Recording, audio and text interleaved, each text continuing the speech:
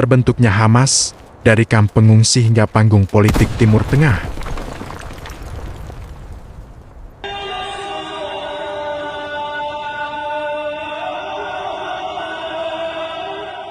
Bayangkan Gaza pada tahun ke-1970, jalanan sempit, bangunan sederhana, anak-anak berlarian di antara reruntuhan bangunan yang rusak akibat perang. Di balik dinding-dinding kusam itu, keluarga-keluarga Palestina hidup dalam tekanan militer, kemiskinan, dan ketidakpastian masa depan. Namun dari tempat seperti inilah sebuah gerakan besar akan lahir. Gerakan yang kemudian dikenal seluruh dunia, Hamas. Untuk memahami bagaimana Hamas terbentuk, kita harus menelusuri sejarah lebih jauh ke belakang, ke perang, kependudukan, kepengungsian, dan kepergulatan ideologi yang membentuk wajah Timur Tengah sampai hari ini. Akar panjang Palestina sebelum Hamas. Sebelum nama Hamas muncul, Palestina sudah berada dalam pusaran konflik selama puluhan tahun. Tahun 1948, Perang Arab-Israel meletus. Ratusan ribu warga Palestina terusir dari rumahnya dan menjadi pengungsi di Gaza, tepi barat, Lebanon, dan Yordania. Dalam sejarah Palestina, ini disebut Nakba atau malapetaka. Gaza pada masa itu berada di bawah administrasi Mesir. Kemiskinan merajalela, tetapi di saat yang sama, muncul kelompok-kelompok yang mencoba memperkuat identitas dan harapan Palestina. Di antara berbagai kelompok itu, ada Ikhwanul Muslimin, sebuah organisasi Islam yang menekankan pendidikan, amal, dan pembentukan moral masyarakat. Mereka memiliki pengaruh besar, terutama di kalangan kaum muda Gaza. Disinilah cerita Hamas mulai berakar. Figur sentral, Syikh Ahmad Yasin. Tahun 1937, seorang anak laki-laki bernama Ahmad Yasin lahir di desa Al-Jura, dekat Ashkelon. Saat Nakba 1948, ia dan keluarganya ikut mengungsi ke Gaza. Masa kecil Yasin adalah masa yang penuh keterbatasan. Ketika remaja, ia mengalami kecelakaan olahraga yang membuatnya lumpuh dan hanya bisa bergerak dari leher ke atas. Tetapi justru dari kondisi itu, tekadnya menjadi semakin kuat. Ia dikenal sebagai guru agama yang karismatik, pendidik, dan aktivis dakwah. Pada tahun 1970-80 Yasin memimpin jaringan sosial dan keagamaan yang luas di Gaza. Mereka membangun sekolah, masjid, program sosial, bantuan kepada fakir miskin. Gerakan ini terlihat seperti gerakan amal, namun jauh di dalamnya ada bibit gerakan politik dan perlawanan, konflik dan ketegangan baru. Tahun 1967, Perang 6 Hari pecah. Israel berhasil menguasai Gaza dan tepi barat. Pendudukan militer ini mengubah kehidupan sehari-hari rakyat Palestina. Pos pemeriksaan, operasi militer, penangkapan, hingga pembatasan wilayah menjadi bagian dari rutinitas harian. Pada saat yang sama, gerakan nasionalis sekuler semakin kuat. Namun sebagian rakyat Palestina merasa bahwa perjuangan mereka harus berlandaskan nilai Islam, bukan sekularisme. Beberapa orang yakin, musuh yang kuat hanya bisa dilawan dengan persatuan, pendidikan, dan keyakinan religius. Mereka menunggu momen yang tepat, dan momen itu akhirnya datang pada tahun ke-1987.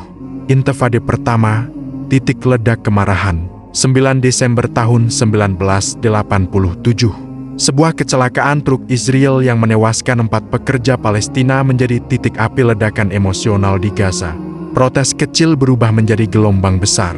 Demonstrasi, mogok massal, aksi lempar batu, dan bentrokan terjadi di banyak kota. Inilah awal intifada pertama pemberontakan rakyat Palestina yang berlangsung bertahun-tahun. Di tengah kekacauan ini, para pemimpin jaringan dakwah di Gaza melihat bahwa mereka tidak bisa lagi hanya berdakwah. Mereka harus membentuk gerakan yang lebih terorganisir, lebih politis, dan lebih siap menghadapi situasi. Pada bulan Desember tahun 1987, hanya beberapa hari setelah intifada meletus, para pemimpin jaringan itu mengumumkan berdirinya Harakat Al-Muqawamah Al-Islamiyah atau Hamas, Gerakan Perlawanan Islam. Pijakan politik pertama. Pada awalnya, Hamas tidak ikut dalam politik formal. Namun ketika situasi berubah, mereka mulai memperluas peran. Selama intifada pertama, Hamas semakin populer, terutama di Gaza. Namun ini juga membawa konsekuensi. Pemimpin mereka, termasuk Ahmad Yasin, ditangkap. Anggota-anggotanya diburu, struktur organisasi mereka ditekan dengan keras. Tetapi penangkapan itu justru membuat nama Hamas semakin dikenal. Perjanjian Oslo dan resistensi baru.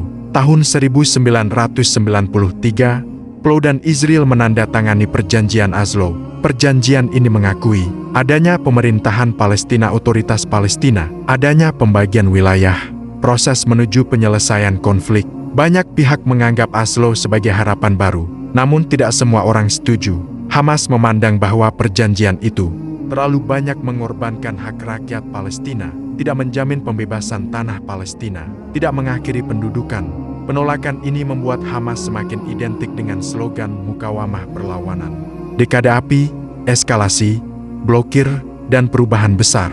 Pada awal 2000 Intifada kedua pecah, bentrok semakin keras, serangan semakin intens, dan situasi semakin sulit dikendalikan. Dalam periode ini, Hamas semakin aktif dalam aksi bersenjata. Israel melakukan operasi militer besar-besaran. Banyak pemimpin Hamas ditangkap atau dibunuh, termasuk pendirinya, Sheikh Ahmad Yassin, yang tewas pada 2004. Namun meski kehilangan banyak pemimpin, Hamas tidak runtuh. Sebaliknya, dukungan terhadap mereka justru meningkat. Kemenangan pemilu ke-2006. Titik balik besar terjadi tahun 2006 ketika Hamas memutuskan ikut pemilu legislatif Palestina. Hasilnya mengejutkan dunia. Hamas memenangkan mayoritas kursi parlemen. Kemenangan ini membuat mereka berada di puncak kekuasaan untuk pertama kalinya dalam sejarah. Namun kemenangan itu juga menciptakan ketegangan antara Hamas dan Fatah, kelompok yang sebelumnya memimpin Palestina. Setahun kemudian, terjadi konflik internal yang membuat Hamas mengambil alih Gaza secara penuh. Sejak 2007 hingga hari ini, Gaza berada di bawah kontrol Hamas. Hamas di era modern. Hingga kini, Hamas berada dalam posisi yang rumit. Mereka memerintah Gaza secara administratif. Mereka tetap berkonflik dengan Israel. Mereka dikenakan blokade dari berbagai arah. Mereka memperoleh dukungan dari sebagian warga Palestina, namun juga mendapat kritik keras dari pihak lain. Peran Hamas di politik Timur Tengah tetap menjadi salah satu isu paling kontroversial dan paling sering dibahas di dunia internasional. Hamas bukan hanya sebuah kelompok. Ia adalah produk dari sejarah yang panjang, sejarah pengungsian, perang, pendudukan, kemiskinan, pendidikan, dan ideologi. Gerakan ini muncul dari kamp-kamp pengungsi, dari masjid-masjid kecil di Gaza, dari tokoh-tokoh yang terpinggirkan, dan dari rakyat yang tidak pernah berhenti memperjuangkan identitas mereka.